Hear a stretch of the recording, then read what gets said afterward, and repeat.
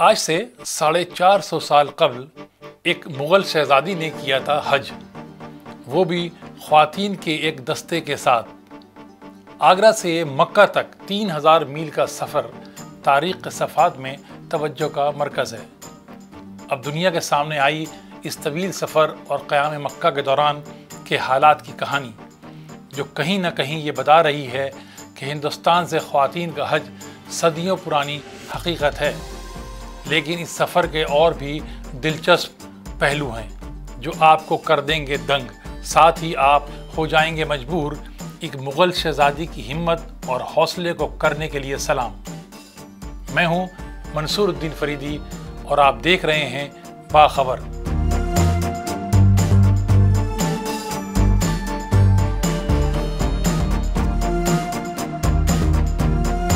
مغل بادشاہ بابر اور ان کی سب سے بڑی بیگم دلدار کی بیٹی گلبدن بانو بیگم نے 1576 میں 52 سال کی عمر میں 11 شاہی مغل خواتین کے ساتھ حج کا سفر کیا تھا۔ مکہ کا 3000 میل کا سفر ایک تاریخ ہے۔ مغل دور میں یہ واحد موقع تھا جب خواتین نے اس طرح کا طویل سمندری سفر کیا۔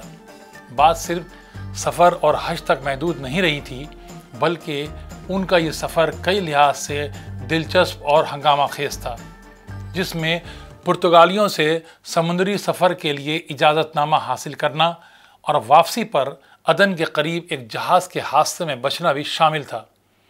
یہ خواتین 7 سال بعد ہندوستان لوٹی تھیں، جن میں سے 4 سال سے زیادہ وقت انہوں نے مکہ میں گزارا۔ وہاں گلبدن بیگم نے 4 بار حج ادا کیا اور غریبوں میں دل کھول کر صدقہ و خیرات تقسیم کیا تھا۔ مغل دور میں ایک شہزادی کے ساتھ خواتین کے اس سفر حج کو vagabond princess the great adventures of Gulbadan میں مصنفہ روبی لال نے پہلی بار گلبدن بیگم کی بہادری اور غیر معمولی زندگی کی مکمل داستان بیان کی ہے۔ گلبدن بیگم 1523 میں کابل میں پیدا ہوئیں۔ ان کا دور مغلیہ سلطنت کے لیے بڑی تبدیلیوں کا دور تھا۔ بابر کے بعد ان کے بیٹے اور گلبدن کے بھائی ہمایوں 1530 میں اقتدار پہ آئے تھے۔ ہمایوں نے سلطنت اپنے بیٹے اکبر کے حوالے کی تھی۔ گلبدن بیگم ایسی دنیا میں پیدا ہوئی تھیں جہاں خواتین کو کچھ حد تک خود مختاری حاصل تھی، لیکن انہوں نے اس دور میں وفات پائی جب اعلیٰ طبقے کی خواتین کو چہاردیواری میں پہنچا دیا گیا تھا۔ وہ بے پناہ قابل تھیں اور انہوں نے ہمایوں نامہ لکھا تھا، جس میں اس دور کے تمام حالات کو پیش کیا گیا تھا۔ اس کتاب میں روبی لال کے مطابق اکبر نے اپنے دور میں خواتین کو بڑی حد تک سخت پردے میں کر دیا تھا، جس کے سبب گلبدن بیگم کے لیے یہ ماحول گھٹن کا سبب بنا تھا۔ تاریخ دانوں نے اس سفر کا تذکرہ اکبر نامہ میں کیا ہے، جس کے مطابق بزرگ شہزادی نے اپنی منت کے سبب اکبر سے اس سفر کی اجازت مانگی تھی۔ اکبر نے سفر کے لیے مغلوں کے پہلے 2 عظیم بحری جہازوں کو تیار کرایا، چاندی اور سونے کے ساتھ ہزاروں سکے تقسیم کرنے کے لیے دیے تھے۔ اس دور میں مکہ مدینہ کی طرف جانے والا سمندری راستہ پرتگالیوں کے قبضے میں تھا، جو جہازوں کو لوٹتے اور جلانے کے لیے بدنام ہو چکے تھے۔ ایک اور راستہ ایران سے گزرتا تھا جو زمینی راستہ تھا، لیکن یہ راستہ بھی محفوظ نہیں تھا۔ سفری اجازت نامہ حاصل کرنے کے لیے 1 سال لگ گیا تھا۔ اس دوران شہزادی سورت میں رہیں، لیکن اس کے بعد طویل سفر طے کر کے گلبدن بیگم آخرکار مکہ پہنچ گئیں۔ کتاب میں روبی لال کے مطابق گلبدن بیگم نے حج کے بعد مکہ میں رکنے کا فیصلہ کیا تھا۔ یہ مدت 4 سال کی رہی، لیکن اس دوران جو کچھ ہوا وہ بھی ایک طاقت کا مظاہرہ بن گیا، کیونکہ شہزادی نے مکہ میں مغل دولت کو ضرورت مندوں اور غریبوں میں دل کھول کر بانٹا، جس کے سبب مکہ میں بہت کم وقت میں شہرت اور مقبولیت مل گئی۔ اس وقت عرب پر سلطنت عثمانیہ کی حکومت تھی۔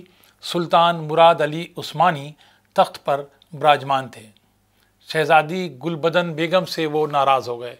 دراصل سلطان مراد نے گلبدن بیگم کے اس دریا دلی کو اکبر کی طاقت سمجھا۔ انہوں نے گلبدن بیگم کو ایک کے بعد ایک 4 شاہی فرمان بھیجے، انہیں عرب چھوڑنے کا حکم دیا، لیکن گلبدن بیگم نے بھی ہر بار ان فرمانوں کو ٹھکرا دیا۔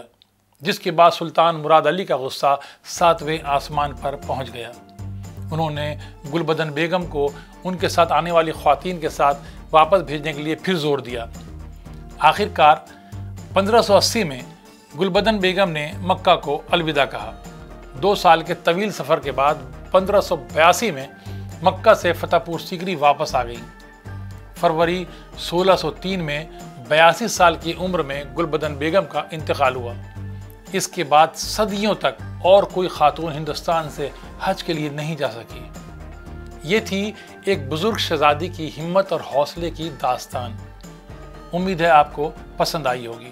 اس پیشکش میں فی الحال اتنا ہی۔ دیکھتے رہیں باخبر، نہ رہیں بے خبر۔ شکریہ۔